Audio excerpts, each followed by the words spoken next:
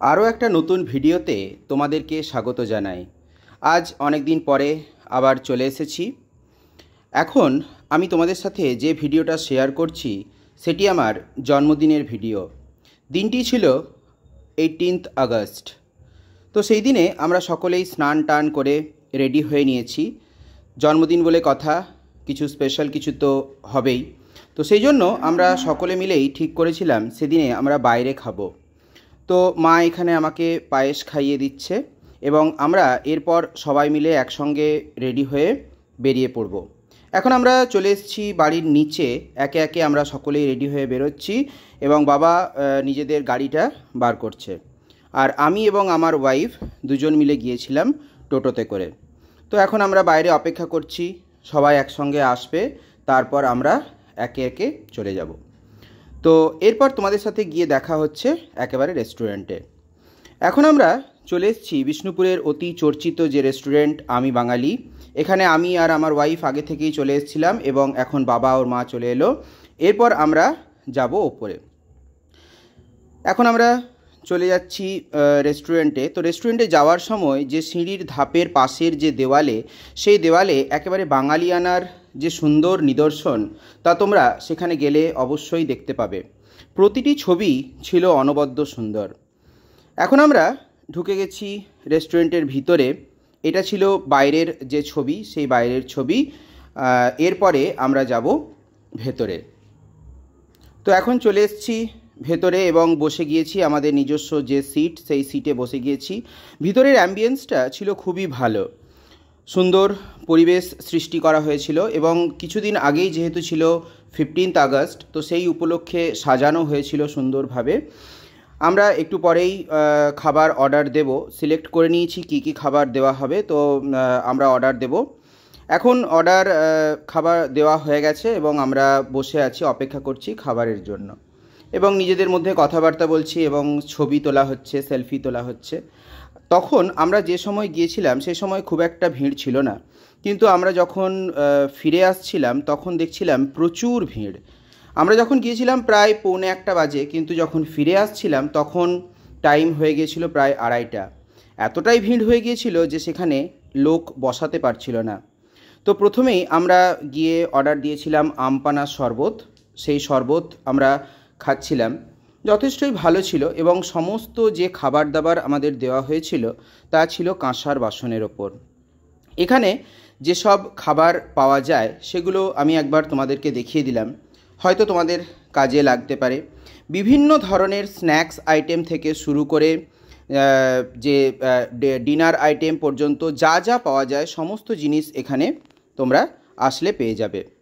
কিন্তু আমি খেতে গিয়ে আমার যে পার্সোনাল এক্সপিরিয়েন্স হয়েছে তাতে আমার মনে হয়েছে জিনিসপত্রের দাম তুলনামূলক বেশি।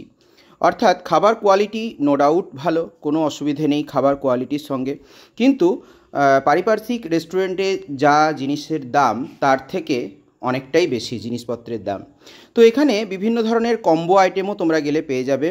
পোলাও কম্বো, মাটন কম্বো, মাটনের একটা কম্বো আছে, চিকেন কম্বো আছে এবং মোটামুটি তুলনামূলক যে থালিগুলো ছিল, অর্থাৎ যে ভেটকি থালি, ইলিশ থালি, তারপরে তোমার রুই থালি, এগুলোর দাম ছিল তুলনামূলক কম।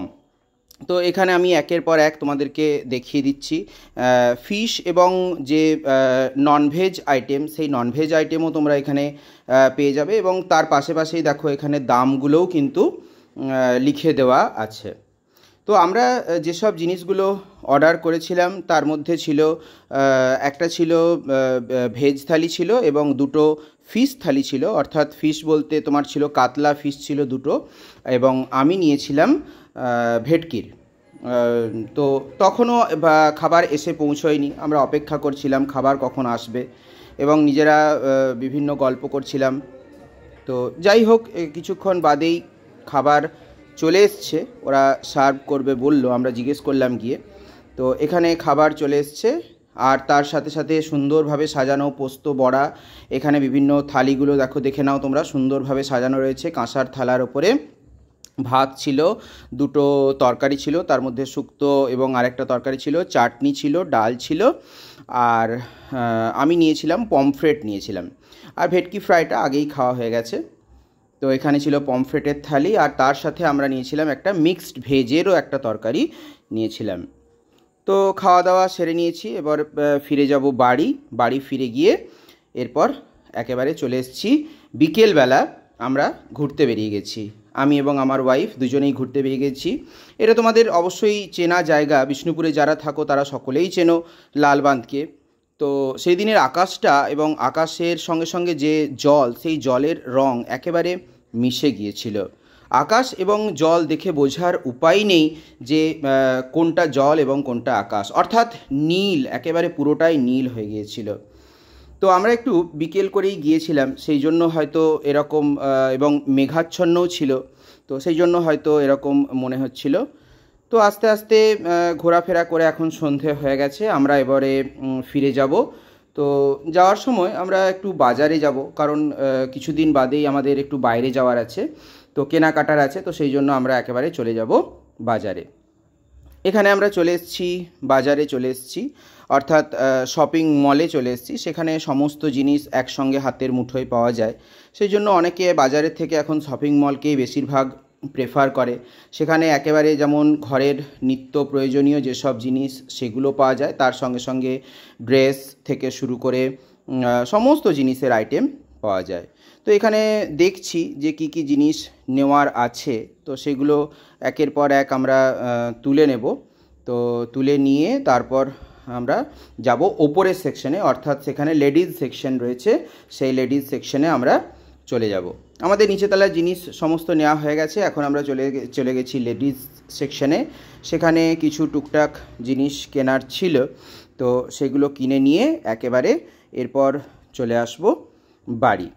তোমাদেরকে আরও একটা কথা বলার আছে, তোমরা আমার ভিডিও অনেকেই দেখছো, আমি বুঝতে পারছি। তো যদি ভিডিওটা ভালো লাগে তো একটি লাইক করবে।